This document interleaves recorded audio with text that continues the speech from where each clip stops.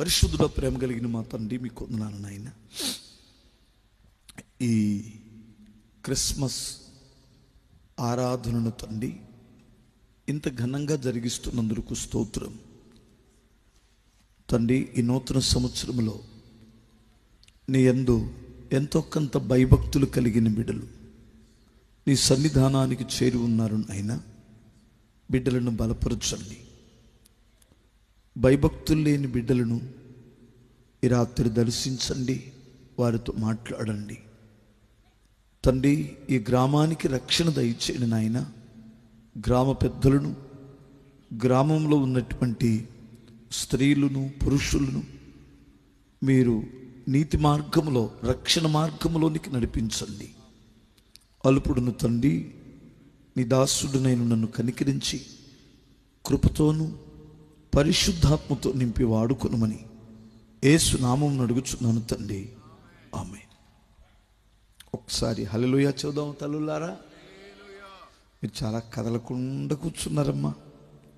చాలా అసలు ఎంత చక్కగా కూర్చున్నారంటే కదలకుండా. చప్పట్లు కూడా అదేంటి, ఏదైనా మామూలుగా ఏదైనా పాటలు వస్తే డీజే బాక్స్లో అటు వెళ్తుంటే కూడా మనకు ఊపు వచ్చింది సహజంగా. అలా అనిపించింది. ఈ వంతునోళ్ళు వాయిస్తుంటే మీలో పాపం 60% మంది చప్పట్లు కొట్టారు. ఒక 40% మంది ఎంత కదలకుండా కూర్చున్నారో. యేసు ప్రభు వారు యెరూషలేంకి వచ్చేటప్పుడు ప్రభుని అందరూ స్తుతిస్తుంటే కొంతమంది వచ్చి ఎందుకు అలా అరుచుకుంటారు, ఇలా చప్పట్లు కొడతారు, కేకలేస్తారు, ఆగండి అన్నారట. అప్పుడు ప్రభు ఏమన్నారంటే, మీరు కానీ ఊరుకున్నారంటే సృష్టికర్తను గురించి, అంటే దేవదేవుని గురించి రాళ్ళు కూడా కేకలేసి స్తుతిస్తాయి అన్నాడు. అలాగే జరిగింది. వాళ్ళేమో పెద్ద భక్తులు అనుకుని అలా ఉన్నారు. వాళ్ళు ఇప్పటికీ అలాగే ఉన్నారు. వాస్తవంగా చెప్పాలంటే ఈ మధ్య తన్నులు తిని ఒక 70 సంవత్సరాల క్రితం కొంచెం లైన్లో పడ్డారు వాళ్ళు. అంతకుముందు వాళ్ళ అహం, వాళ్ళ అజ్ఞానం ఎంత దెబ్బతీసిందంటే అంత దెబ్బతీసింది వాళ్ళని. ఈ మధ్యకాలంలోనే కొంచెం లైన్లో పడ్డారు. అందుకని దేవుడు మరలా ప్రపంచంలో ఒక ఉన్నత స్థానంలో వారిని హెచ్చించగలిగాడు. మీ అమ్మమ్మలు, మీ తాతయ్యలు, మీ అమ్మమ్మలో మీ తాతయ్యలు ఎట్లా కొట్టారో తెలుసు? చప్పట్లు కింద కూర్చొని, గడ్డిలో కూర్చొని దుమ్ము రేగేటట్లు చప్పట్లు కొట్టారు. మీరు ఇలా ఉన్నారు. ఈ రోజున మంచి ఇల్లు కట్టించుకున్నారు, ఒక స్థితిలో ఉన్నారు, 3 పూటలు అన్నం తింటున్నారు గంజి దాక్కుండా. అది మీ తాతలు చేసిన ఆరాధన. మీరు చేస్తున్న అజ్ఞానపు ఆలోచనలకి ఒకవేళ భక్తిహీనతను బట్టి చూస్తే నెక్స్ట్ తరం దెబ్బతినొచ్చు. గుర్తుపెట్టుకోండి. నెక్స్ట్ మన పిల్లలు ఉన్నారు కదా, మన భక్తిహీనత వాళ్ళ మీద ఆ ప్రభావం పడింది. వాళ్ళ భక్తి, ఆ ఆశీర్వాదం మన మీద పడితే మన భక్తిహీనత మన నెక్స్ట్ తరం మీద పడింది. దీన్ని అనుభవించక తప్పదు. అవునా కాదా? అర్థమవుతుందా మీకు? నేనేం ప్రవచనాలు చెప్పట్లేదు, ఉన్న వాక్యంలో ఉండి చెబుతున్నాను నేను. అందుకని మనం ఎక్కడైనా హెచ్చించుకోవచ్చు, కానీ దేవుడి దగ్గరికి వచ్చేసరికి మాత్రం జీరోలు అవ్వాలి. మీ తోడుకోడల దగ్గర హెచ్చించుకో, బతికిపోతావు. నీ ఏపరాల దగ్గర నాపురాలు బలిగేటట్టు తగాతలాడు. అడుగుడు అన్నాడుగా. దేవుడి దగ్గర కానీ ఎగస్ట్రాలు చేసామో ఆ పనిష్మెంట్ వస్తుంది. అందుకని కొంచెం దేవుని సన్నిధికి వెళ్ళేటప్పుడు మీ ప్రవర్తన జాగ్రత్తగా చూసుకోండి అన్నాడు. నిజంగా అండి, నేను మీకు చేసే మనవి ఏమిటంటే, బ్రతిమలాడి మీ గడ్డాలు పట్టుకొని అడిగేది ఏమిటంటే, మీ కడుపును పుట్టిన బిడ్డలో క్షేమం మీరు దృష్టిలో పెట్టుకొని మీరు ఎరిగిన దేవునికి తగినట్లుగా మీరు బ్రతకండి. దేవుడు మీ తరం తర్వాత నెక్స్ట్ తరాన్ని ఇంకా దేవుడు హెచ్చిస్తాడు, బహుగా దీవిస్తాడు. నిజమండి. నేను నా చిన్నప్పుడు, లేదంటే చాలా కాలం వరకు, నా పెళ్ళైన తర్వాత కూడా మేము పూజలు చేసాం. మా అదృష్టం ఏమిటంటే మా అమ్మ యేసయ్యను నమ్ముకోవడం. అక్కడ నుండి మా స్థితి మారిపోయింది. లేదంటే ఏ స్థితిలో ఉండేవాళ్ళో మాకు తెలియదు. మా అదృష్టం మా అమ్మ యేసు ప్రభుని నమ్ముకోవడం. లేదంటే అసలు ఎలా ఉండేవాళ్ళో తెలీదు. వచ్చేటప్పుడు కొన్ని బార్ షాపుల దగ్గర బళ్ళు కూడా దీట్లా, బళ్ళన్నీ అడ్డం పెట్టేసి లోపలికి వెళ్ళి సారా సీసాలు తెచ్చుకుంటున్నారు. ఆ బళ్ళల్లో నా బండి ఒకటి ఉండేది, అంతే కదా. దేవుని దయ వల్ల మేము ముగ్గురు అన్నదమ్ములు. ప్రస్తుతం మా ముగ్గురు బళ్ళు ఎవరు బళ్ళు కూడా బార్ షాప్ దగ్గర ఆగవు. స్తోత్రం చెప్పగలరా? చూసారా, మా స్థితి మారిపోయింది. బార్ షాప్ దగ్గర ఎవడ బండి ఆగిద్దో ఆడి కుటుంబంలో తొంగి చూస్తే చాలా దారుణంగా ఉంటుంది. యేసునామంలో మీ బండి బార్ షాప్ దగ్గర ఆగకుండా ఉండునుగాక. మీ పిల్లలు తాగొచ్చా? హల్లెలూయా. బార్ షాప్తో మనకేం పని? చర్చి దగ్గర ఎవడ బండి ఆగిద్దో బార్ షాప్ దగ్గర బండి ఆగాల్సిన అవసరం లేదో దాంతో అవసరం. వీడు చర్చి దగ్గర ఆగడు, బార్ షాప్ దగ్గర ఆగుతాడు. చర్చి దగ్గర ఆగలేదు నీ బండి అంటే ఆగకూడని దగ్గర ఆగుతూ ఉంటుందన్నమాట. రాకూడని దయ్యాలన్నీ వస్తాయి. మంచిది, నాకు ఎందుకు వచ్చిన గోల. కానీ మా ఊరిని నేను వెళ్ళాలి కదా, కొంచెం 4 మాటలు చెప్పి మీరు పిలిచినందుకు మీరేమో అయ్యి ఉట్టుదే తండ్రి యేసయ్యా స్తోత్రం నాయన అని మీరేదో చేస్తారు, నేను కూడా అట్లాంటి కాదు. కానీ ఒకసారి మీరు కొంచెం నిజంగానే 2 మాటలు జాగ్రత్తగా ఇందామా? కొంచెం సురుకు తలిగినా పర్వాలేదా? మాది ఏ ఊరు తెలుసా? మా ఊరు ఏ ఊరు? గుంటూరులో ఏం దొరికిద్ది? కారమా బెల్లమా? ఏది దొరికితే అదే తెస్తాం. హలే, మా ఊర్లోనమ్మా కారం ప్యాకెట్లే దొరుకుతాయి తల్లి, అదే తీసుకొస్తాను. మాది అనకాపల్లి కాదు. నేను అనకాపల్లి నుండి వస్తే నేను బెల్లం తెచ్చే ఉండేవాడిని. మీకు తీయటి మాటలు చెప్పి వెళ్ళేవాడిని 4 మాటలు. నేను తీయటి మాటలు చెప్పలేను, నా మాటలు కొంచెం కారంగా ఉంటాయి. మరీ కారం కాదులే కానీ కొంచెం గోంగూర కలుపుతానే. హల్లెలూయా, స్తోత్రం చెప్పగలరా?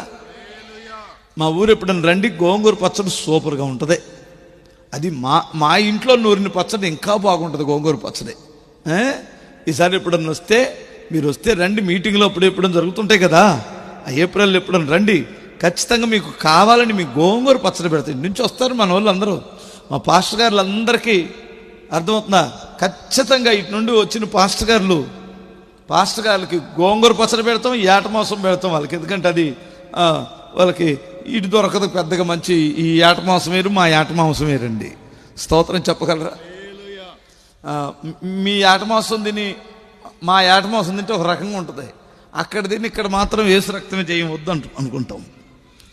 ఎందుకంటే ఏట మాంసంలో కూడా తేడా ఉంటుందా అనుకోకండి. అక్కడ అది కొంచెం అడవిలో తిరిగి అవన్నీ అవి వినకొండ వైపు వస్తాయి కాబట్టి కొంచెం టేస్ట్గా ఉంటుంది. ఇప్పుడు నేను ఏం తెచ్చానని చెప్పాను? ఉసుకొడతారా? ఉసుకొట్టిన ఒక్క విషయం గుర్తుపెట్టుకోండి, ఆరోగ్యానికి మంచిదే. స్తోత్రం చెప్పగలరా?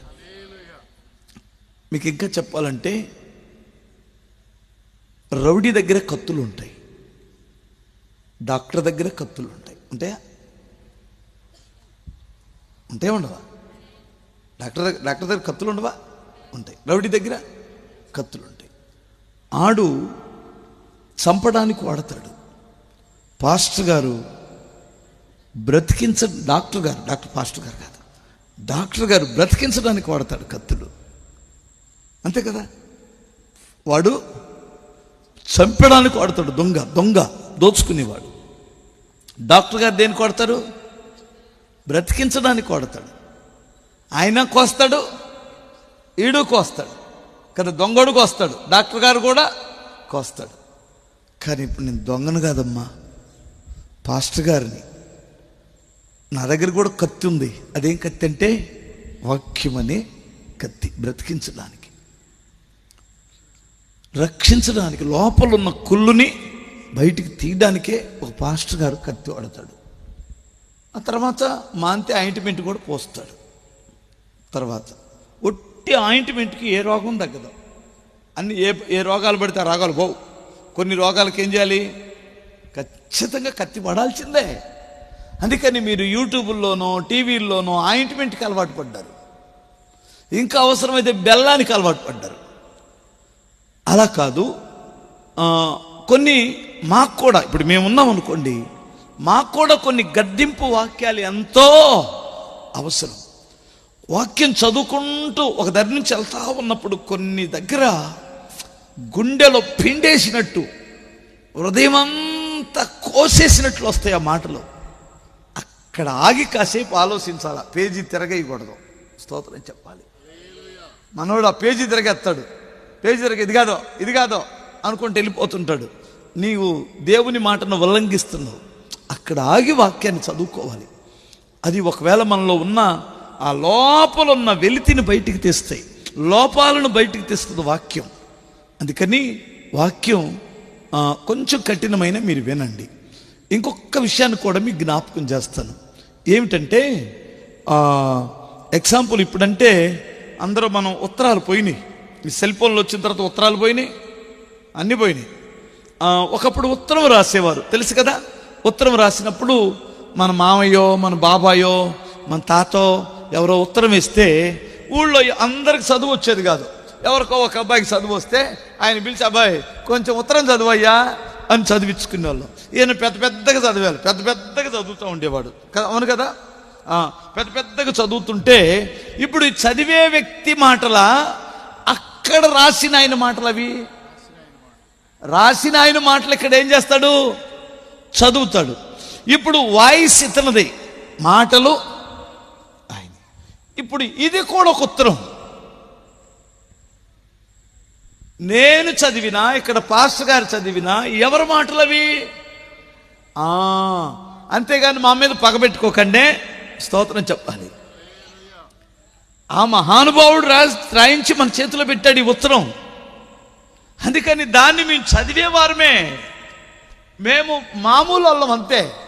అసలు దీని ఉద్దేశం మాకు తెలీదు, ఇది ఏ ఉద్దేశంతో రాశాడో మాకు తెలీదు. రాసిన ఆయనకి తెలుసు, మీకు పంపించిన ఆయనకి తెలుసు. అందుకని పరిశుద్ధ గ్రంథం దేవుడు మనకు రాసిన ప్రేమ లేఖ లాంటిది. హల్లెలూయా. అద్భుతమైన ప్రేమ లేఖ సంఘానికి దేవుడు రాసి పెట్టారు. ఆయన ఉద్దేశాలన్నీ రాసి పెట్టారు.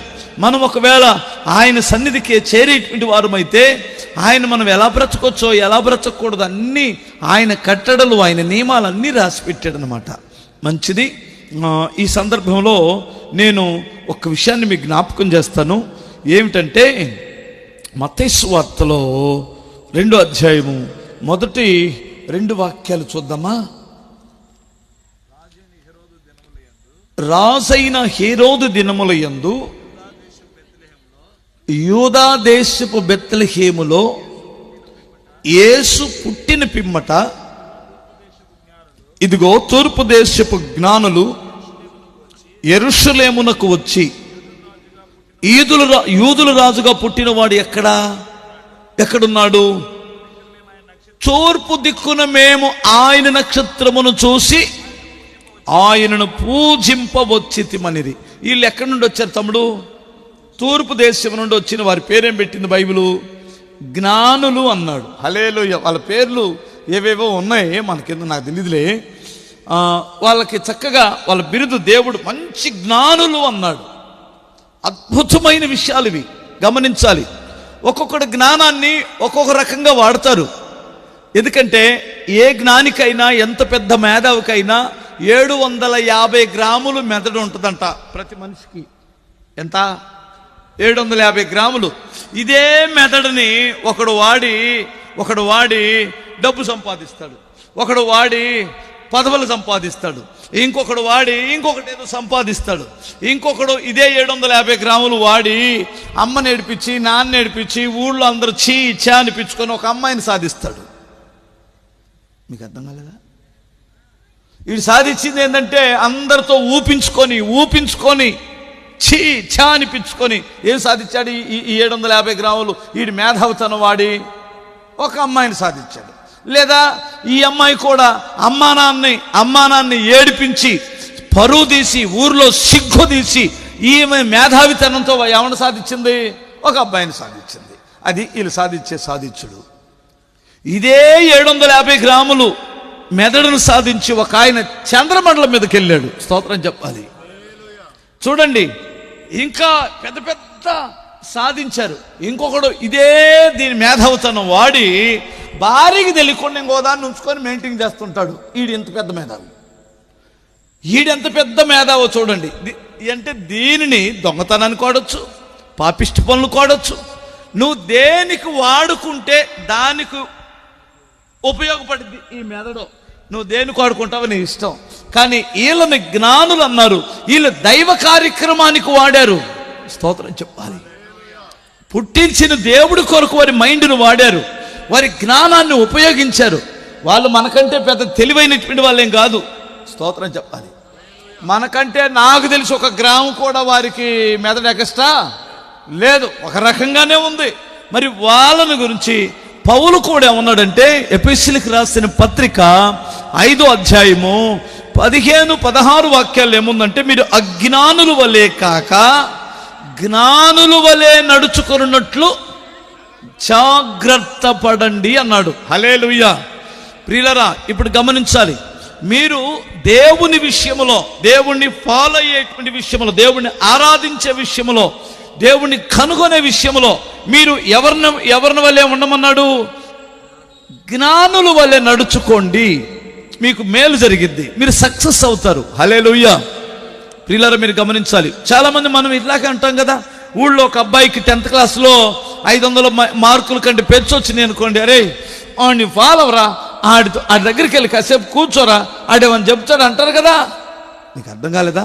ఎవడైనా ఒక అబ్బాయి గవర్నమెంట్ జాబ్ సంపాదించుకున్నాడు అనుకోండి, చదువుకునే పిల్లలు, అరే అంకుల్ దగ్గరికి వెళ్ళి కాసేపు నేర్చుకొని ఆయన సలహా తీసుకోరు అంటారు కదా, సక్సెస్ అయినటువంటి వాడు. అందుకని బైబుల్ ఏం చెబుతుందంటే, మీరు అజ్ఞానుల వలె. ఈ ఆరాధనలో చాలా మంది ఆరాధన చేసేటువంటి వారు ఉన్నారు. ఈ మధ్య కాలంలో నేను ఒక పుస్తకంలో, చాలా కాలం అందులో ఎవరో రాశారు, పెద్ద దైవజనుడు, ఈ క్రిస్మస్ సందర్భాలు వచ్చినప్పుడు ఇంటి మీద స్టార్,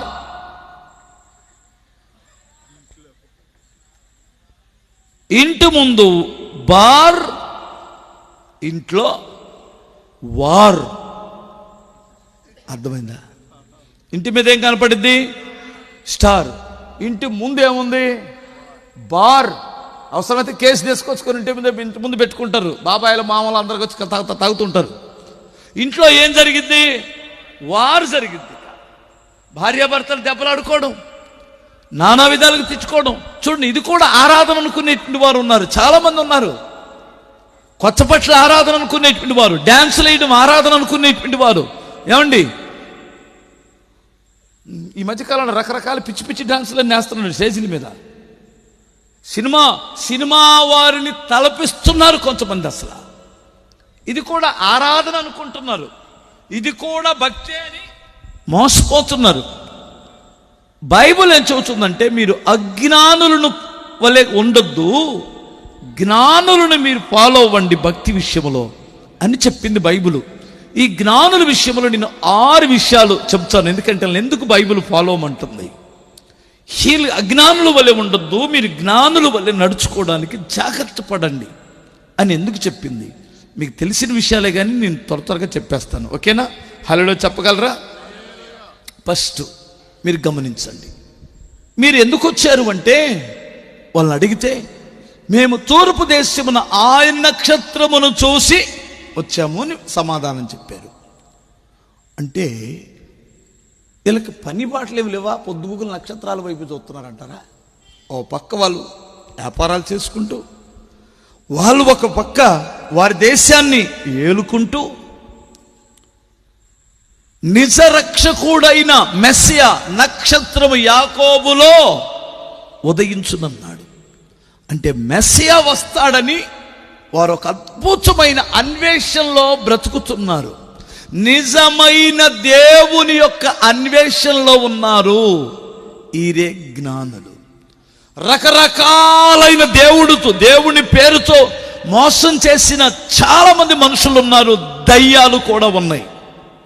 దేవుడినని చెప్పుకొని మనుషులని తప్పుదారి పట్టిస్తున్న మనుషులు ఉన్నారు, దయ్యాలు ఉన్నాయి. నువ్వెవరు అంటే నేనే దేవుడినని చెప్పుకునే దయ్యాలు ఉన్నాయి, మనుషులు ఉన్నారు. అందుకని దేవుడికి ఒక క్యారెక్టర్ ఉంటుంది. దేవుడికి ఒక పాస్టర్కే క్యారెక్టర్ ఉండాలి కదా, అవసరం లేదా? స్తోత్రం చెప్పగలరా?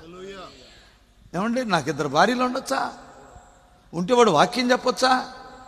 నేను ఇప్పుడు వస్తా చేసి ఎక్కితే చలిపడుతున్నాను కదా, సిగరెట్ తాగి ప్రియమైన సహోదరి సహోదరులారా అని ఎక్కితే మీరు వింటారా? చెప్పరేంటండి? నీకు పుట్టించాలి, నాకు పుట్టట్లేదా? అంటే పాస్టర్కే ఒక క్యారెక్టర్ ఉండాలని నువ్వు కోరుకుంటున్నప్పుడు దేవుడికి అవసరం లేదా? ఖచ్చితంగా ఉండాలి. కానీ వాళ్ళు ఈ మనుషుడుకున్న బుద్ధిహీనత ఏమిటంటే దేవుడు నన్ను అనిపించుకోవాలనే తపన భలే ఉంటుందండి. యేసు దగ్గరికి వచ్చేంత వరకు కూడా ఏం లేదు, అట్టుపళ్ళు అమ్మే అమ్మ ఇంటికొస్తే ఆమెకు బోని చేసామనుకో, ఆమె కానీ పొద్దున్నే వచ్చి మళ్ళా రేపు పొద్దున్నే అమ్మా నువ్వు బోని కొట్టావు, నా బుట్ట లేచిపోయిందమ్మా 2 బజార్లకి వెళ్ళగానే అన్నదనుకో, నా చెయ్యి వస్తావా, అది మంచిదే. ఈ బాబోయ్ హల్లెలూయా, కరెంటు వోల్టేజ్ పెరిగిందేమో, నా చెయ్యి అస్తవాది చాలా మంచిదే అంటదే, అవునా కాదా? నువ్వు ఎదురొస్తే నాకు పని అయింది అనుకుంటే అన్నీ కానీ భర్త అన్నాడు అనుకోండి, ఇదిగో నేను ఎదురు రాకుండా వెళ్తావే, అక్కడే కదా మోసం చేశాడు. నువ్వు తిన్నది దినమున నువ్వు నిశ్చయముగా మీరు దేవతలైపోతారు అనగానే కదా దేవుని కూడా పక్కన పెట్టి, దేవుని మాటను పక్కన పెట్టి చేసేసింది కదా పిచ్చి పని. ఇంకా మీరు గమనించండి, అక్క నీకు ఏ దర్శనం వచ్చినా అసలు నీ నోట్లో నుంచి మాట వస్తే అలా జరిగిపోయిందంటే పొద్దుకులు చెబుతూ ఉంటుంది.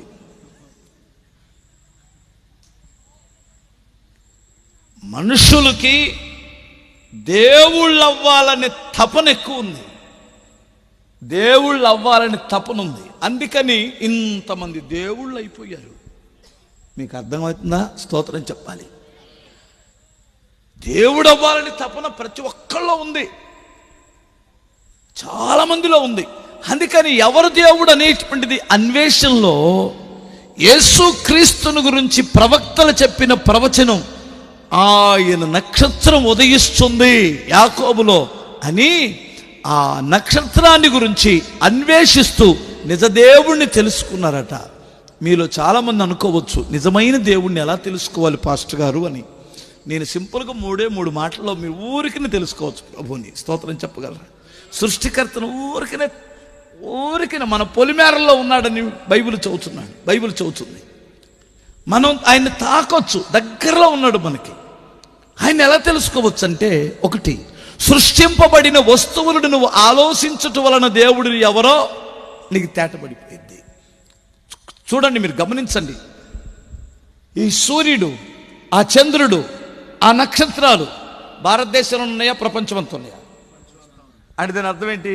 భారతదేశం నాది అని ఒక దేవుడు అంటే ఇతనికి ఏం తెలీదు? ఈ దేవుడికి ప్రపంచం ఒకటి ఉందనే సంగతి ఈ దేవుడు అనబడుతున్న వాడికి తెలియలా. స్తోత్రం చెప్పాలి. అసలు ఈ సూర్యుడు, చంద్రుడు, నక్షత్రాలు కలుగు చేసిన ఒక ఆయన ఉన్నాడు. ప్రపంచాన్ని వెళ్తున్నాయి. గాలి, నీరు, వేడి, వర్షం ఎక్కడొస్తుంది? అన్ని చోట్ల వస్తుంది.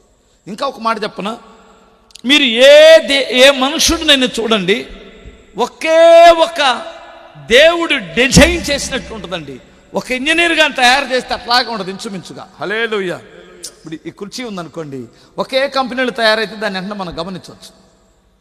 ఇప్పుడు ప్రపంచంలో ఎక్కడికి వెళ్ళినా 2 కళ్ళు, 1 ముక్కు, 1 నోరు, పైన 16 పళ్ళు, కింద 16 పళ్ళు కరెక్ట్గా ఉంటాయి. ఇటు ఒక చెవు, ఇటు ఒక చెవు, మరి 2 కాళ్ళు, 2 చేతులు, ఆ చేతులకు 5 ఏళ్ళు, కింద 5 ఏళ్ళు, పైన ఒక దేనికి 5 ఏళ్ళు. అదే యాస్టీస్గా అలాగే ఉంటారు. అంటే ఒక దేవుడే డిజైన్ చేశాడనమాట. ఈ సృష్టింపబడిన వస్తువులను మీరు ఆలోచిస్తే దేవుడు ఎవరో మీకు తేటపడిపోయింది. సృష్టికర్త ఉన్నాడు, ఆయనే. 2వ విషయం, మీ అంతరాత్మను అడిగితే చెప్పింది. దేవుడు ఉన్నాడని. కొంతమందికి ఒక్కడు బుద్ధిహీనుడు దేవుడు లేడని పైకి అంటాడు కానీ నీ అంతరంగమును అడిగితే నీ మనస్సాక్షి చెప్పింది దేవుడు ఉన్నాడని. విజయవాడలో 5 రోజులు చాలా కాలం క్రితం నాస్తికులందరూ కలిసి ఒక మీటింగ్ పెట్టారట. దేవుడు లేడనే సబ్జెక్టు మాట్లాడి 5 రోజులు అయిపోయిన తర్వాత అధ్యక్షులు వారు తీసుకొని మరి దేవుని దయ వలన మన నాస్తిక మీటింగులు మరి ఎంత జయకరంగా జరిగినాయి అని చెప్పాడట. అంటే వాడి ఏం మాట్లాడాడు? ఆ ఫ్లోలో దేవుని దయ అన్నాడు. లేదంటే వాడు అప్పుడే చచ్చేవాడే. దేవుని దయ ఉంది కనుక వాడి గుండె ఆగలేదు. అంటే నీ మనస్సాక్షి ఒప్పుకుంటుంది. ఇప్పుడు 2 విషయాలు చెప్పాను. సృష్టింపబడిన వస్తువుల వలన దేవుడిని తెలుసుకోవచ్చు. నీ మనస్సాక్షిని అడిగితే దేవుడు ఎవరో చెప్పింది. గమనించాలి. ఇంకా చెప్పాలంటే పురాతనమైన గ్రంథాలను మీరు చదివితే దేవుడు ఎవరో తెలిసిపోయింది, తేలిగ్గా తెలిసిపోయింది. ఈ గ్రంథం తాటాకుల మీద చెక్కబడలేదు, రాతి పలకల మీద చెక్కబడింది. రాయి మీద చెక్కబడినటువంటిది. ఫస్ట్ వాడినటువంటిది ఏమిటంటే రాతి పలకలు. తర్వాత ఇక తోలుదట్టీలని రకరకాలుగా ఇప్పుడు ఈ పేపర్ అని, తర్వాత డిజిటల్ అని ఇట్లా చేయబడింది. స్టార్టింగ్లో యోబు గ్రంథంలో రాయబడిన మాట ఏమిటంటే రాతి పలకల మీద చెక్కబడిందట. స్తోత్రం చెప్పాలి. ఇది ఏదో మనుషుని యొక్క ఇచ్చ నుండి పుట్టిన వాక్యం కాదు, దేవుని మనస్సులో పుట్టినటువంటిది. 1600 సంవత్సరాల కాలములో 40 మంది భక్తులు ఆయా దేశాల్లో ఆయా ప్రాంతాల్లో పుట్టినవారు దేవుని స్వరముని విని ఆయన మాట ప్రకారం రాసినటువంటి పరిశుద్ధ గ్రంథం ఇది. ఈ గ్రంథం దొరకడం మన అదృష్టం. చప్పట్లు కొట్టగలరా? చాలామందికి దేవుడు ఎవరో అర్థం కాని పరిస్థితుల్లో ఉన్నారు. మీరు అజ్ఞానులుగా ఉండొద్దు. ఎవరో నలుగురు గుడ్డోళ్ళు ఓ త్రోవ పక్కన కూర్చొని ఉన్నారట, అడుక్కు తినేవాళ్ళు. వాళ్ళకి ఎప్పటి నుంచో ఒక ఆశ ఉంది. సహోదరుడా, ఏనుగును ఒకసారైనా చూస్తామంటావా జీవితంలో అనుకుంటున్నారు. పాపం వాళ్ళకి ఎట్లా కనపడుద్ది ఏనుగా? వాళ్ళ అదృష్టం బాగుండి ఒక రోజునట్టు నుంచి ఏనుగు వెళ్తుంది. పిల్లలందరే అనుకుంటూ వెళ్తుంటే పిల్లల్ని పిలిచి, రే ఏంట్రా పిల్లల గుంపు వెళ్తుందే అని అడిగాడు గుడ్డోడు. ఏం లేదు, ఇటు నుంచి ఏనుగు వెళ్తుంది గుడ్డోడా అన్నారు. ఏనుగు వెళ్తుందా? ఒరే ఒరే ఒరే ఒరే ఒరే నీకు దండం పెడతానా, ఏనుగు ఆయనతో మాట్లాడరా, ఒకసారి మాకు ఏనుగును చూపించమనరా అన్నాడు. ఏనుగును చూస్తాడంట. నీ కళ్ళుగా ఎలా చూస్తావు అన్నాడు పిల్లలు. లేదు బాబు ఆ ఏనుగును చూస్తావురా అంటే ఆ ఏనుగు ఆయన దగ్గరికి వెళ్ళి, బాబా గుడ్డోళ్ళు ఏనుగును చూస్తారంటే పాపం జాలిపడి, ఎడండి చెబుతానని చేతులు పట్టుకొని తీసుకుని వెళ్ళి చూడండి ఏనుగుని అన్నాడు. చూడగదా తాకినగా తాగుతారు. తాకి చూశారు. వచ్చి అమ్మయ్య ఈ జీవితానికి ఏనుగుని చూడగలిగాంరా అనుకొని నలుగురు వచ్చి అక్కడ కూర్చొని, ఏనుగుని భలే ఉందిరా, అసలు నేను ఏనుగంటే నేను ఏదో అనుకున్నాను కానీ ఏనుగంటే అది ఎట్లా ఉండదు అనుకున్నాను కానీ అది ఒక చీపురు కట్టే అన్నాడు.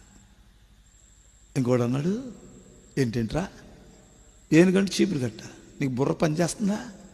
ఏనుగంటే చీపురు కట్ట? గుడ్డోడా ఏం చూసావు? ఏనుగంటే చీపురు కట్ట కాదు, అదొక పెద్ద చేట అన్నాడు. ఇంకోటి అంటాడు, వీళ్ళిద్దరు మాట్లాడి, రే మీకేమన్నా పిచ్చెక్కిందా? ఒకడేమో ఏనుగును పట్టుకొని చీపురు కట్ట అంటాడు, ఒకడేమో చేట అంటాడు, అదొక పెద్ద స్తంభమో అన్నాడు. ఇంకోటి అంటాడు, రే ఎవడని చూస్తే నవ్వుతారు, మీకు బుర్ర ఉందా? ఏనుగంటే సామాన్యమైంది కాదు, అదో పెద్ద పర్వతం అన్నాడట. వాళ్ళు చెప్పింది కరెక్టే, కానీ ఒక్కొక్క పార్ట్ను పట్టుకొని ఇలా ఉంటుందని వాదన పెట్టుకుంటున్నారు. అంతా కలిపి చూస్తే క్రీస్తు కనిపిస్తాడు దేవుళ్ళు. అసలు దేవుడికి ఎలాంటి గుణాలు ఉంటాయని చూస్తే కళ్ళు వచ్చినప్పుడు సువార్త ద్వారా ఇదిగో దేవుడు ఇలా ఉంటాడని క్రీస్తులో కనిపిస్తాడు. ఆయనే దేవుడు.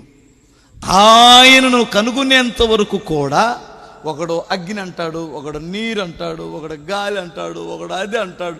ఇదన్నీ వాస్తవమే. ఎందుకంటే పరిశుద్ధాత్మ దేవుడు ఆయన అగ్ని వలె విభాగింపబడి వచ్చాడట. ఒక బలమైన గాలిలాగా వచ్చాడట. స్తోత్రం చెప్పాలి. వాక్యము నీరు వలె ఉందంటాడు. ఇలా మేము చెప్పుకుంటూ వెళ్తే ఆ గుణగణాలు కనిపిస్తాయి. అంత కలిపి నీకు ఏను కనపడాలంటే ఎక్కడికి రావాలి? క్రీస్తు దగ్గరికి రావాలి. అప్పుడు నీకు నిజరక్షకుడు తెలుస్తాడు. ఇప్పుడు ఈ జ్ఞానులు ఎవరిని తెలుసుకున్నారు చెప్పండి? క్రీస్తును కనుగొన్నారు, నిజమైన దేవుణ్ణి కనుగొన్నారు. నువ్వు నిజ దేవుణ్ణి తెలుసుకోవాలి. రెండో విషయం చెప్తాను, వినండి. మేము ఆయన నక్షత్రము నడిపించింది, మేము వచ్చాం, ఆయన నక్షత్రాన్ని చూసామన్నారు. ఇన్ని నక్షత్రాలలో ఆయన నక్షత్రాన్ని గుర్తించడం కష్టం కాదు. స్తోత్రం చెప్పగలరా? ఈ లోకంలో చాలా స్టార్లు ఉన్నాయి. సినీ స్టార్లు, క్రికెట్ స్టార్లని, ఆ స్టార్లని, ఈ స్టార్లని, రకరకాల స్టార్లు ఉన్నాయి కదా. అందులో ఆయన స్టార్ ఒకటి ఉంది. ఆయన స్టారే దైవజనుడు. స్తోత్రం చెప్పాలి. ఆయన దగ్గరికి, నిజమైన రక్షకుని దగ్గరికి నడిపించేవాడే దైవజనుడు. అది కూడా అందరినీ నమ్మడానికి వీలు లేదు. స్తోత్రం చెప్పాలి. మీరు ఏమన్నా అనుకోండి, అందరూ క్రీస్తును చూపించే దైవజనులు కానే కాదు. ఎలీషా, గెహాజీ ఇద్దరు సునెమీరాలు ఇంటికి వెళ్ళేవారు. ఆమె వాళ్ళ భర్తతో మాట్లాడుతుంది, ఏమండి మన ఇంటికి వస్తూ పోతున్న దైవజనుడు భక్తి గలవాడని నేను ఎరుగుదును అనింది. కాదు అక్కడికి వస్తుంది, ఇద్దరు వస్తున్నారు అక్కడికి. కానీ ఏమెవరి గురించి చెప్పింది? ఒక్కడి గురించే చెప్పింది. ఎందుకని అలా చెప్పగలిగిందంటే నేను చెప్తాను. తెలివైన వారు, జ్ఞానం కలిగినటువంటి వారు, ఏ దైవజనుడు ఎలాంటి వారు, అబద్ధ బోధకుడా నిజమైన బోధకుడు అని తెలుసుకునే జ్ఞానం ఈ జ్ఞానుల దగ్గర ఉంది. అది నీకు కూడా కలిగి ఉండాలి. స్తోత్రం చెప్పాలి. ఎగ్జాంపుల్ మీకు ఏమి లేదు, చిన్న సింపుల్. ఎలా గమనించగలిగిందంటే, పెద్ద పాస్టర్ గారు ఎలీషా గారు ఏం చేశారంటే, ఆ అమ్మాయికి మన ద్వారా ఏమైనా అవసరం ఉందా, రాజులతోనే నేను మాట్లాడేమన్నా సహాయం చేద్దాం, వెళ్ళి అడిగిరమ్మా అని చెప్తే ఆడెళ్ళి అడిగి వచ్చి పైకి వచ్చి అడిగాడు ఆమెని, ఏంటమ్మా మీకు ఏమన్నా అవసరం ఉందా అంటే ఆమె ఏమన్నదంటే, బాబు మాకే అవసరం లేదు, మాకు తినకూడ దేవుడు అన్నీ ఇచ్చాడు బాబు, వందనాలు, ఏం అవసరం లేదని చెప్పింది. ఆ మాటే చెప్పాలి కదా, ఈడెళ్ళి పైకి వెళ్ళి ఉన్నదన్నట్టు చెప్పాలి కదా. వెళ్ళాడు. పైకి వెళ్ళి ఏమన్నాడంటే, అయ్యా పాస్టర్ గారు, ఆ అమ్మాయిని అడిగాను కానీ ఆమెకు ఏం అవసరం లేదన్నది, కానీ నేను ఆమె అవసరాలు గుర్తించానండి అన్నాడు. ఏం గుర్తించావురా అన్నాడు. ఆమెకు పిల్లలు లేరండి అన్నాడు. మంచిది, అడగకపోయినా గ్రహించడం మేధావుతనమే, వివేకమే, మంచిది, అంతవరకు ఆగొచ్చు కదా. ఇడు ఆగాడా? ఇంకొక అడుగు ముందుకెళ్ళి, పిల్లలు ఎందుకు లేరో తెలుసా సార్, అలా ఆయన ముసలోడు అన్నాడు. ఇది ఎగస్ట్రాలు, భక్తిహీనుడు మాటలివి. ఒక కుటుంబానికి దర్శించడానికి వెళ్ళినప్పుడు, ఒక సంఘాన్ని నడిపిస్తున్నప్పుడు ఎగస్ట్రాలు, లోకస్తుల్లాగా ఎగస్ట్రాలు మాట్లాడొద్దు. మరి అబ్రహాం గారు కూడా ముసలోడేగా. స్తోత్రం చెప్పాలి. మరి వాళ్ళ పిల్లలు పుట్టారు, అసలు విశ్వాసం ఉందా ఈ పాస్టర్ గారికి? ముసలోడు కాబట్టి పిల్లలు పుట్టట్లేదు అంటాడు. అంటే దేవుడు లేడు ఇల్లో, పాస్టరే మరలా అవిశ్వాసి, ప్రకృతి సంబంధి, శరీర సంబంధి. ఈ శరీర సంబంధమైన సేవకులు ఉన్నారు, ఆత్మ సంబంధమైన సేవకులు ఉన్నారు. దాన్ని గుర్తుపట్టవలసిన అవసరత ఎవరి దగ్గర ఉంది? విశ్వాసుల దగ్గర ఉంది. స్తోత్రం చెప్పాలి. అవునా కాదా? మార్కెట్లో పిచ్చి సరుకు ఉంటుంది, మంచి సరుకు ఉంటుంది. నీ ఇష్టం, మోసపోతే మోసపో. ఏంటి అలా చూస్తున్నారు? ఒక రకంగా కోపం వస్తుందా? హల్లెలూయా చెప్పగలరా? అసలు వీళ్ళందరినీ ఓటు చేయమన్నాడు అండి. సేవ అంటే బలెవాడివినే. అసలు సాతానుగాడు ఉన్నాడు కదా. ఇప్పుడు ఆ డూప్లికేట్, ఇప్పుడు వాడి ఇష్టం, నా సరుకిది, నువ్వు మోసపోతే మోసపో. యేసు ప్రభు సృష్టికర్త అని దేవుడు అవ్వ ఆదాములు మోసపోయిన తర్వాత వాడిని ఏమన్నా అన్నాడా? ఎందుకంటే వాడు మోసం చేసే పని వాడిది. నిన్నెవడు మోసపోమన్నాడు?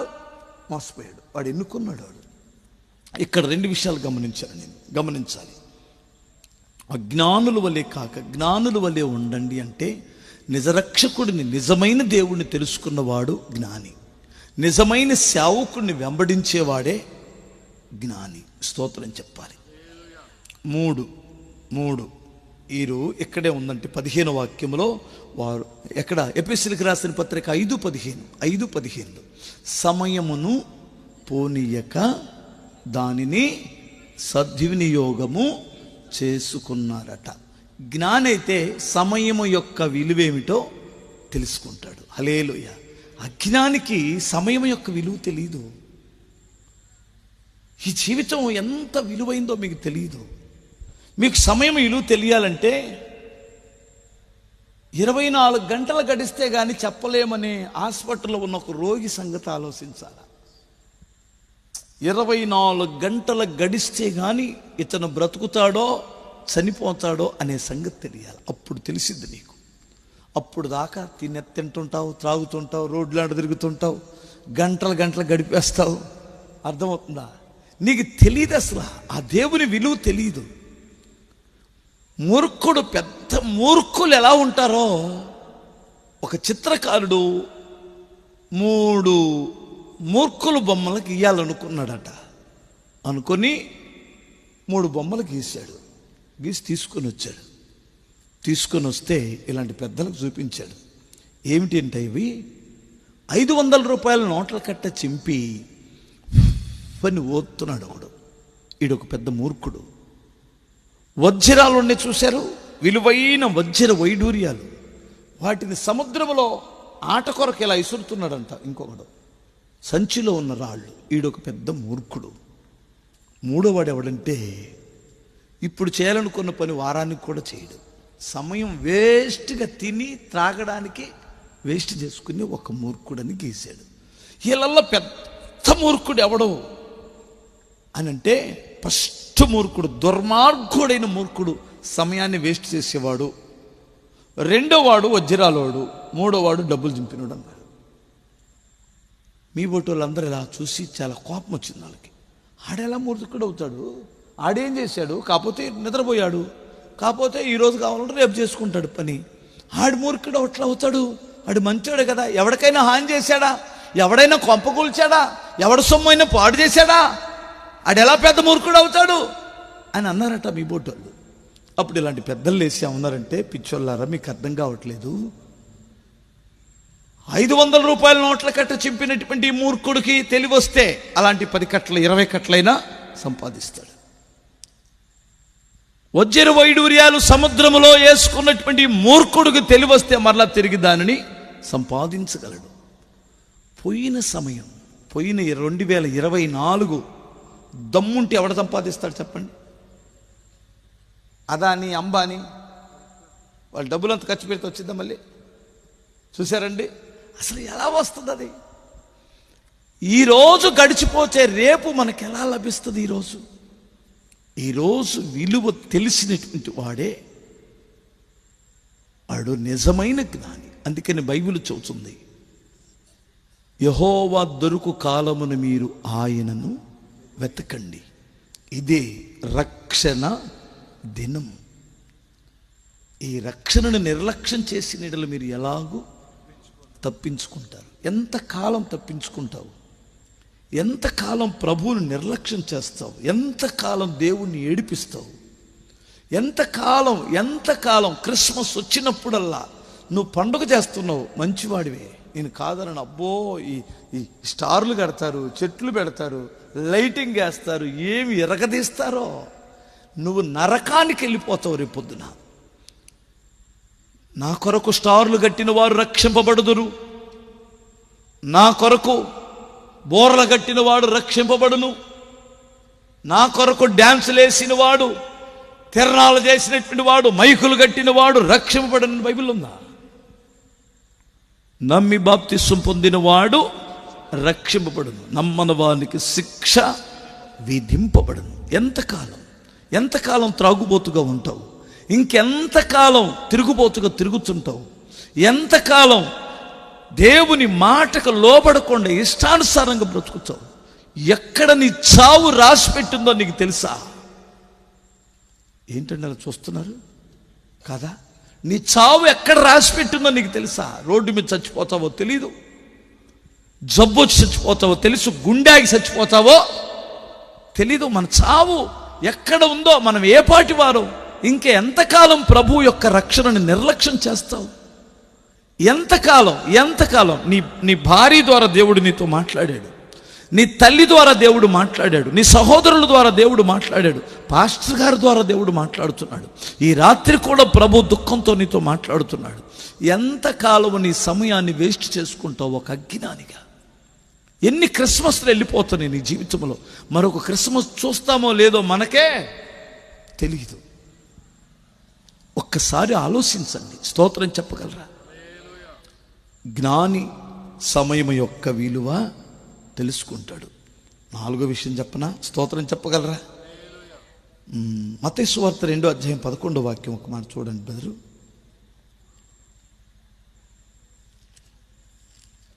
2:11. ఈ లైట్లు చాలా కిందకి కట్టారండి. చదువు తమ్ముడు.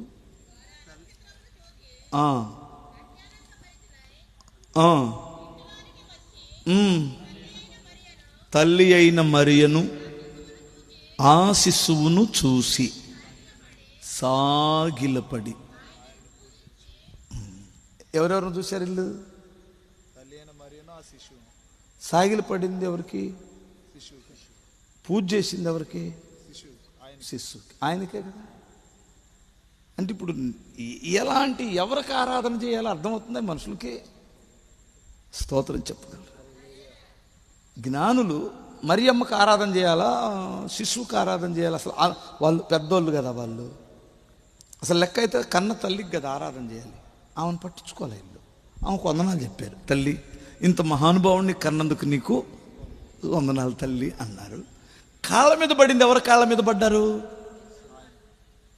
యేసయ్య కాళ్ళ మీద. ఆయన ఇంకా బాలుడుగా ఉన్నాడు, ఆయన కాళ్ళ మీద పడిపోయారు.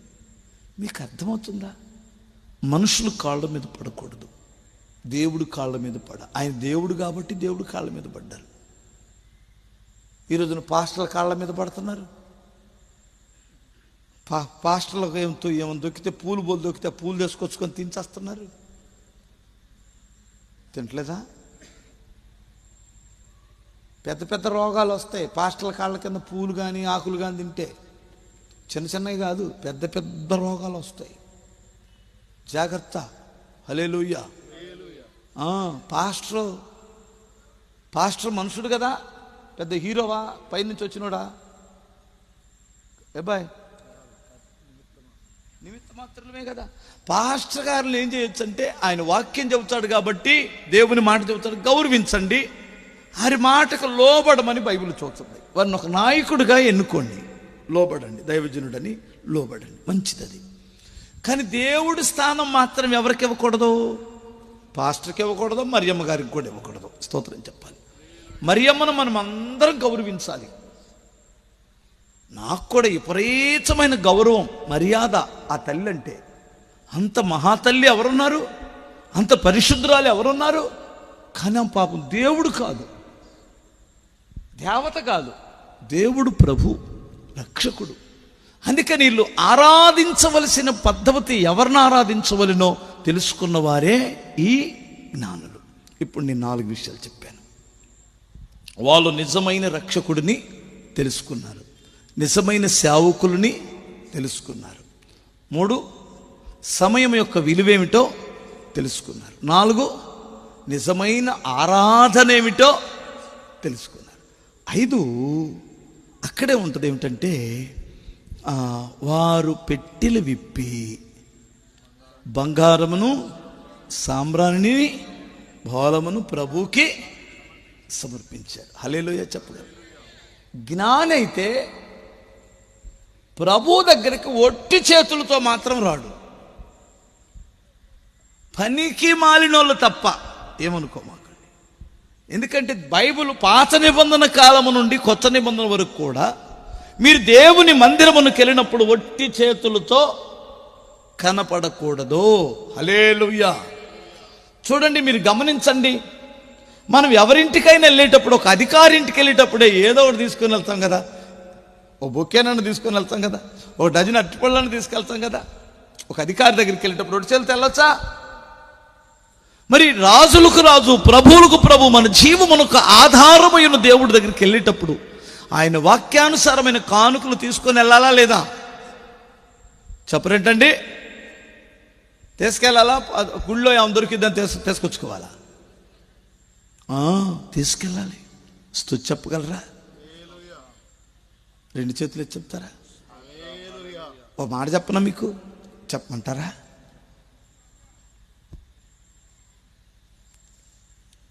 ఈ మధ్యకాలంలో ట్రెండ్ మారిందండి. అది వచ్చింది పెద్ద బాధ.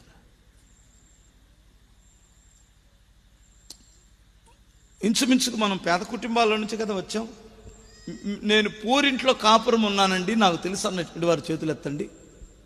పూరిళ్ళల్లో మొదటి నుంచి డాబాల్లో ఉన్నటువంటి వారి చేతులు ఎత్తండి. మరి ఇందాక కొంతమంది ఎత్తలేదు. చెయ్యి ఎత్తడానికి కూడా అంత సోమరతనమా? ఏమండి, చెయ్యి ఎత్తే ఏం పోయిందండి? పూరీలు నాకు తెలుసండి అని ఎత్తవచ్చు కదా. మాకు కూడా పూరీలు ఉంది. దీపం బుడ్డులు తెలుసా మీకు? కిరసనాలు పోసే దీపం బుడ్డులు తెలుసా? ఒకవేళ అమెరికా నుంచి వచ్చారేమో పిల్లలు అలా చూస్తున్నారు అంటే ఏంటో.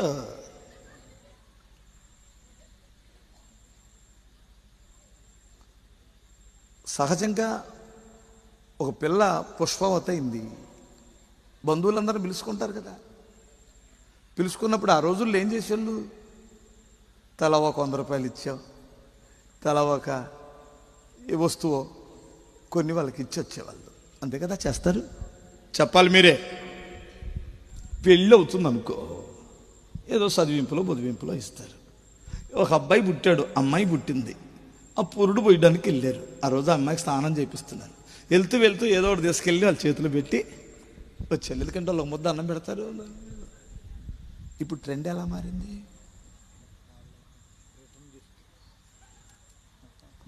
ఇది దురాచారం.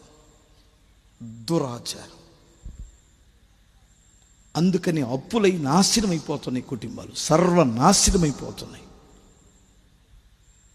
100 మంది 100 ఇస్తే వాడు పైకి లేస్తాడు. 100 మందికి 100 ఈడిస్తే వీళ్ళందరూ గెలిచి ఒక తొక్కు వస్తున్నారండి. ఈ 100 మంది వెళ్ళి ఒకరోజు ఈయన్ని తొక్కుతారు, ఇంకొక రోజు వెళ్ళి వాడిని తొక్కుతారు. వీళ్ళు ఏళ్ళనే తొక్కుంటుంటారు. పైకి రాడిల్లు. ఈడి ఎవడబెట్టాడో కానీ సైతాన్ గాడు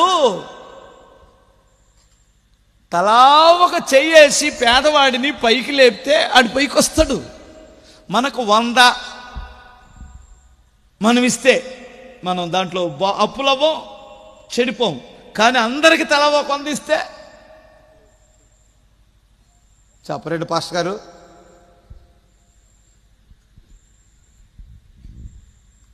యేసు నామములు దురాచారం బావాలని నేనైతే కోరుకుంటున్నానయ్యా, ప్రార్థన కూడా చేస్తాను. ఇది దురాచారం, ఇది నాశనమైపోయి. ఇప్పుడు నప్పులు మన తాతలు గంజి దాగి బ్రతికినా సరే వాళ్ళు అప్పు చేయలా. ఇప్పుడు మనకు డాబాలు ఉన్నాయి, 2 సార్లు అమ్మినా తీరదాం. ఈ డాబాని 2 సార్లు అమ్మినా తీరదు మనోడికి అప్పు. చూడ్డానికి మాత్రం వాళ్ళకేరి పెట్టి డాబా ఎమగట్టాడు కుర్రోడు. ఎందుకంటే ఈ దురాచారాలు ఎక్కడో ఇరుక్కుపోయాడు మనోడు. ఏమనుకోమాకండి. కానీ దేవుడికి 10 రూపాయలు ఇవ్వమంటే మాత్రం 34 సార్లు ఆలోచిస్తాడు వీడు.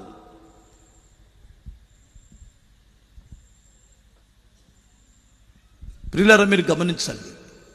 ఒక సేవకుడు మీ ఊరిలో బ్రతికితే ఆ సేవకుడు మీ క్షేమం కొరకు విజ్ఞాపన చేస్తాడు. ఒక సేవకుడు మీ ఊరిలో బ్రతికితే త్రాగుడు నుంచి విడుదల రావాలని కోరుకుంటాడు, వారికి బోధిస్తాడు, కుటుంబాలను కడతాడు, వారి కొరకు ప్రయాసపడతాడు, కన్నీరు విడుస్తాడు. ఆ దైవజనుడు తినడానికి మీరిచ్చే కానుకలు క్రీస్తును మోసిన ఈ లోకానికి అందించిన మరియా యోసేపులు తిన్నారు. ఆ బంగారం, ఆ బోళం, సాంబ్రాణి వాళ్ళకి దారి ఖర్చులు కోడిని ఐగుప్తుకి వెళ్ళి వచ్చేసరికే స్తోత్రం చెప్పాలి. ఇప్పుడు క్రీస్తుని అందించే మాకు, క్రీస్తును మోసుకొని వెళ్తున్న మాకు మీరు ఇచ్చే కానుకలు మేము తిన్నగా మిగిలినవి సువార్త పని కొరకు ఖర్చు పెడుతున్నాం. స్తోత్రం చెప్పాలి. ఇది ధర్మమే. మీరు కానుకలు ఇవ్వడం న్యాయమే, వాక్యానుసారమేది, వాక్యానికి వ్యతిరేకంగా ఏమి కాదు. గుర్తుపెట్టుకోవాలి. వీరు కానుకలు తీసుకొని వెళ్ళారే తప్ప ఒట్టి చేతులు తెరలేదు. అదే జ్ఞానుల యొక్క లక్షణం. ఆరో విషయం చెప్పేసి ముగిస్తాను. 12వ వాక్యం చూడు తమ్ముడు. మత్తయి సువార్త. తరువాత హేరోదునొద్దకు వెళ్ళవద్దని స్వప్నమందు దేవుని చేత బోధింపబడిన వారు మరి ఒక మార్గమున తమ దేశమునకు తిరిగి వెళ్ళిరి. వీళ్ళు హేరోదుతో ఒక మాట ఇచ్చారు, మీరు వెళ్ళి ప్రభువుని, అదే ఆ రక్షకుడిని చూసి నా దగ్గరికి రండి, నేను కూడా వెళ్ళి చూసి వస్తానంటే ఓకే సార్ వస్తా ఉన్నారు. ఆడెవడు అసలు సామాన్యుడు కాదు, రాజుగారు. రాజుగారికి మాట ఇచ్చారు, వెళ్ళకపోతే చంపేస్తాడు వీళ్ళని.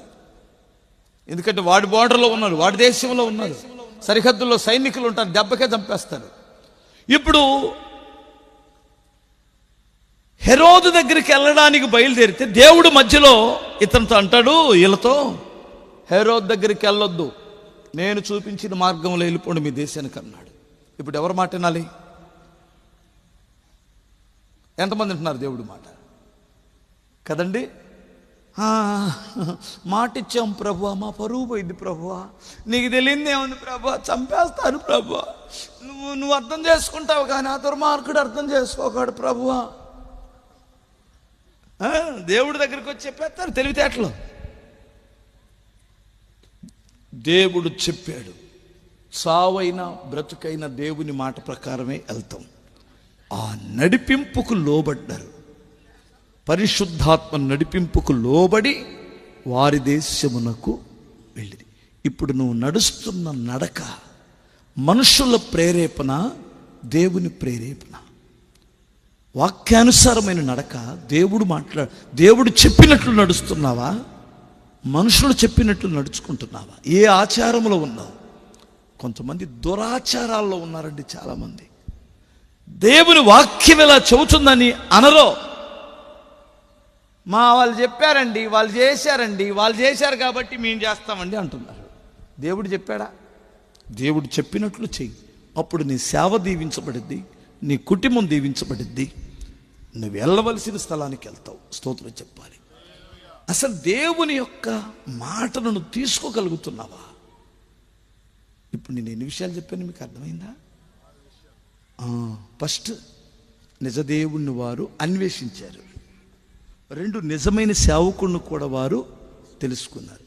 3, సమయము యొక్క విలువేమిటో తెలుసుకున్నారు. 4, తల్లి సమయం తర్వాత ఏం చెప్పాను? నిజమైన దేవుణ్ణి ఆరాధించారు. 5, దేవునికి కానుకలను తీసుకొని వచ్చారు. 6, దేవుని యొక్క నడిపింపునకు లోబడ్డారు. స్తోత్రం చెప్పాలి. అదే జ్ఞానులు చేసిన పని. వారు తిరిగి వారి దేశమునకు వెళ్ళారు. బైబిల్ ఏం చదువుతుంటే, వారు ఎక్కడ నుండి వచ్చిరో, ఏ దేశము నుండి వచ్చిరో ఆ దేశమును జ్ఞాపకం ఉంచుకుని ఎడల తిరిగి వెళ్ళుటకు వీలుంటది అన్నాడు. మనం వచ్చిన దేశం వేరు, ఆ దేశం నుండి వచ్చాం. మళ్ళీ తిరిగి ఎక్కడికి వెళ్ళాలి? అక్కడికి వెళ్ళాలి. అక్కడి నుంచి వచ్చి పాతాళానికి వెళ్ళొచ్చా? కదండి. మనం పాతాళానికి వెళ్తే మళ్ళీ తిరిగి తీసుకొచ్చాడు ఎవడన్నా ఉన్నాడా? అక్కడి నుండి వచ్చాం. అక్కడికి పంపించడానికే, అక్కడికి తీసుకొని వెళ్ళడానికే ఆయన అక్కడ నుండి ఇక్కడికి వచ్చాడు. స్తోత్రం చెప్పాలి. ఆయన్ని ఫాలో అవుదాం జ్ఞానుల వలె. దేవుడు మిమ్మల్ని అందరినీ దీవించునుగాక. నొచ్చుకున్నారా? హృదయంలో బాధ వచ్చిందా? రాలేదా? కొంచెమన్నా రాలేదా? స్తోత్రం చెప్పగలరా? వేదనన్న వచ్చిందా? హిందూ ప్రభు కొరకు బ్రతకలేకపోతున్నాం అనుకుంటున్నారా? ఎవడరా ఈ పాస్టర్ గారు, ఆయన మాటలేదు, వాక్యం తిరుగుతూ చెప్పుకొని వెళ్ళక అన్నారా అనుకుంటున్నారా? అట్లన్న అనుకోండి, చేసేదేముంది. కానీ మీ హృదయంలో బాధ కలిగిందంటే మీ అంతరాత్మ మిమ్మల్ని ప్రశ్నిస్తుందని అర్థం. నాకు తెలుసు. మీ హృదయంలో బాధ కలగలేదంటే మీ అంతరాత్మ నిన్ను ప్రశ్నించదు, నిన్ను నిలదీయదు. ఈ వాక్యం నీ గుండెల్లోకి వెళ్ళిందంటే ఇప్పుడు కాదు, నువ్వు ఎక్కడికైనా తప్పుడు పని చేయడానికి, పాపిష్టి పని చేయడానికి వెళ్ళినప్పుడు ఈ మాటలు నిన్ను నిలదీస్తాయి. అక్కడ అగో నిన్నేమన్నావు వాక్యం, నేను ఉండను ఇక్కడ, నా దారిని నేను వెళ్తాను, స్తోత్రం చెప్పాలి. కానీ మాటలు మాత్రం నిన్ను నిలదీస్తాయి. ఈ మాటలు మాత్రం నిన్ను ప్రశ్నిస్తాయి, ఖచ్చితంగా ప్రశ్నిస్తాయి. అందుకని నేను ఇలా చెబుతున్నా మొహమాటం లేకుండా. నేను నా బ్రతుకును మార్చుకున్నాను. అర్థమవుతుందా?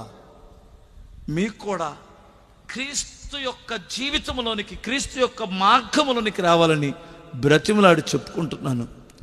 మీరు పండుగ చేసినందుకు దేవుడు సంతోషించడు, ప్రభువుని వెంబడించినందుకు సంతోషిస్తాడు. మీరు ప్రభువుని వెంబడించుదురుగాక. ప్రార్థన చేసుకుందామా? దయగలిగిన తండ్రి, ఈ వాక్యం దుష్టుడెత్తుకుని పోకుండా కాపాడు నాయనా. ఈ గ్రామానికి రక్షణ దయచేయండి. ఎంతకాలం ఇంకా అజ్ఞానంలో ఉంటారు? ఎంతకాలము నిజమైన దేవుణ్ణి తెలుసుకోకుండా ఉంటారు? ఎంతకాలము నిజమైన దేవుణ్ణి దుఃఖపరుస్తారు? తండ్రి, మారు మనస్సు లేని బిడ్డలకు మారు మనస్సునివ్వండి.